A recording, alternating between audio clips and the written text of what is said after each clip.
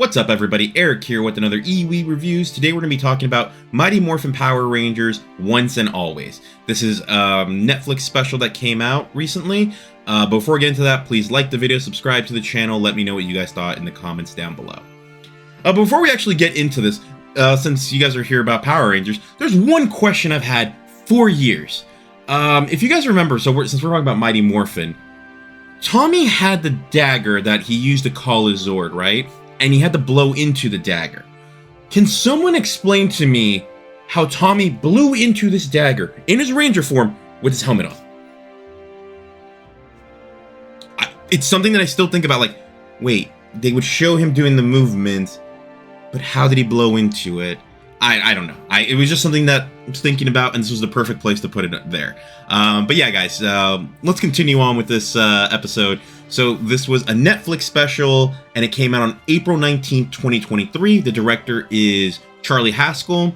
The cast includes Walter Emmanuel Jones, David Yost, Steve Cardenas, Catherine Sutherland, Charlie Kirsch, and Barbara Goodson. With the runtime of 55 minutes, and the format that I watched this was streaming, there is no post-credit, but right after, like when the credits are about to begin, they do have a tribute for Thuy Trang and Jason David Frank, the original Yellow Ranger, who sadly passed away years ago, and Jason David Frank, who died in November 2022. So yeah, we'll talk more about Frank in a little bit. So the plot is Rita Repulsa's back, but now she's a robot, and she goes to fight the Rangers, and she actually kills Trini. Zach and Billy feel like they mourn her loss, and they have to be the ones that tell Trini's daughter that she died. And Zach basically adopts her daughter, and she learns their secret that they're Power Rangers, and she wants to help them to stop Rita before she does anything like this to anyone else. So that's the basic idea of the plot. We gotta stop Rita, you know, the normal things. So let's actually now talk about this episode. Or movie. Right now I don't even know if I'm calling this a movie review or a series review. It feels like a special, and I'm like, I don't have a special review. So let's call it a movie review for right now. Alright, so let's get a few things out of the way. First, Jason David Frank isn't in this. That was like the first thing. People were like, oh, maybe he makes a special cameo. No, he doesn't. So I just wanted people to know that. I'm not sure if I mentioned this. This is all going to be spoiler free. So just letting you know, spoiler free. Jason David Frank isn't in it. Amy Johnson isn't in it as well. She just decided not to return. And Jason David Frank decided not to return while it was filmed while he was alive. He just decided not to go back. He was working on his own project. Austin St. John, who played the original Red Ranger, wasn't able to go because he had an indictment back in 2022, so he can't leave the country. So that's already 3 Rangers out, plus Thuy Trang, who passed away years ago, so she's not in it either. But those characters are in the movie, just that they're in Ranger form and like another actor's playing them, so things like that happen. So there is Tommy, just not Jason David Frank in it. And it's weird because they do use like their fighting sounds from back when they were in the show. It's really off-putting to me because I was just like, that sounded weird. But yeah, it is what it is. Alright, so that being said, if those actors were still alive, do I think that would have helped this? Yes, but at the same time, do I think their inclusion would have made this great? No. Just because this is still very much designed for kids, where for like, I know they have like a millennials like myself, a lot of our nostalgia because this came out when I was a little kid. I think I was like 3 years old when it came out.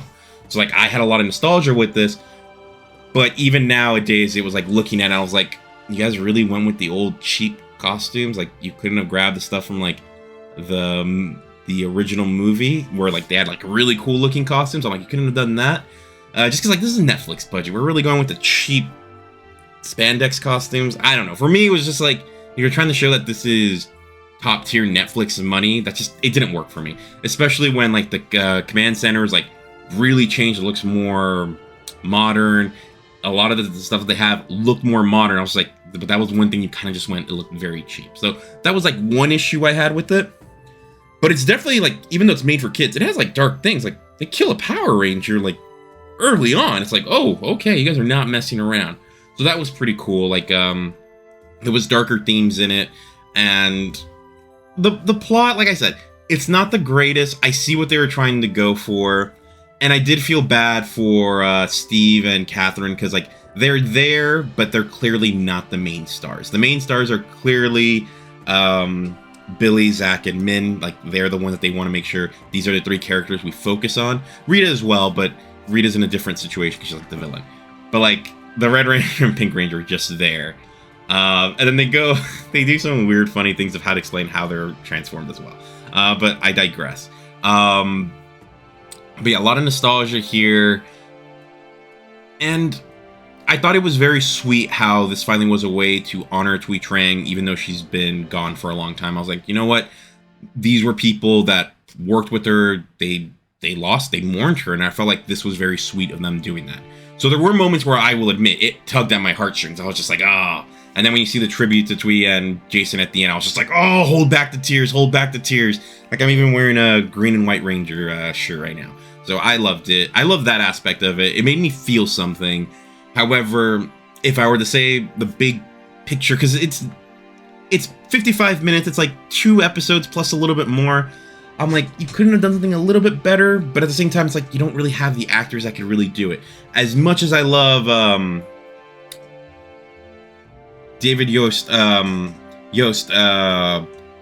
he's not the main Ranger I think about when I think about my childhood Power Rangers. I'd actually say that Austin St. John, Amy Johnson, and Jason David Frank for me are slightly higher. And I'm not sure if that's because that was the red, pink, and green. I'm not sure if that's why. But when I think about the original Power Rangers, that's who I think of.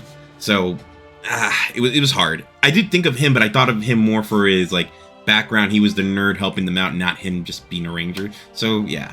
And Rita, I actually thought it was very interesting how they brought Barbara Gordon back. As you know, she wasn't the actress that played Rita like physically in the show. It was done in Japan, and most of her scenes, like in Japan, that's played by a Japanese actress. She would do all the live action stuff, but the voice was done by Barbara Gordon, Goodson. Barbara Gordon went to Batman. Barbara Goodson.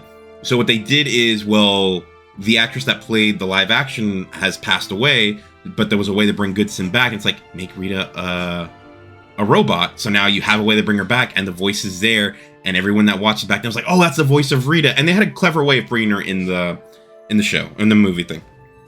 So that was pretty cool. So yeah, that's really my thoughts on it. It's a nostalgia trip. I'm curious if any of you have little kids that you have them watch it. Let me know in the comments down below if they liked it or didn't like it, because I don't know how this one's going to feel for people outside of my age group that grew up with Power Rangers. I'm not sure how kids feel about Power Rangers these days. I don't really watch the product anymore, so I don't really know. So let's actually go to my score. And like I said, it was more because I didn't really know how I felt about this, and it wasn't like the main Ranger. Like, I'll admit, Jason David Frank to me is Power Rangers, so him not being there is like, oh yeah. And I'm actually more hyped up for his project, Legend of the White Dragon. I actually went to go see the WonderCon panel about it this past WonderCon, and I'm really hyped for that. This, I just felt like this was definitely aimed more at kids, where I feel like that's more aimed for the people that were kids when Power Rangers came out, and now they've grown up into adults. That's where I felt the difference was. One's aimed more towards my generation, another one's kind of like, oh, well, if your generation has kids. But like, this just, it didn't do it for me. Even though I did enjoy it, I'm just gonna give it a 6 out of 10 for okay. So that's my score, 6 out of 10, okay. Do I recommend you watch it? It's not long, 55 minutes. Like, honestly, guys, you could just, you're lazy in bed, you want to like do something on your tablet, just put it on in the background. Yeah, that's really how I feel. Could it have been better? Yeah, but I get the limitations of you can't get certain actors, and you're just restricted with some of the stuff you can do. It was funny with some of the actors where it's like they turned into their Ranger forms. You're like, that's not what you look like anymore in real life. So that one always made me laugh. Alright guys, well that's it for this one. My next review, I'm doing a season review for Picard and Mandalorian. These will be my last series review for a couple weeks. I'm actually going to take some time off from series reviews. I'm still going to do movie reviews, but those are going to be like once a week, maybe twice a week if I get something really important.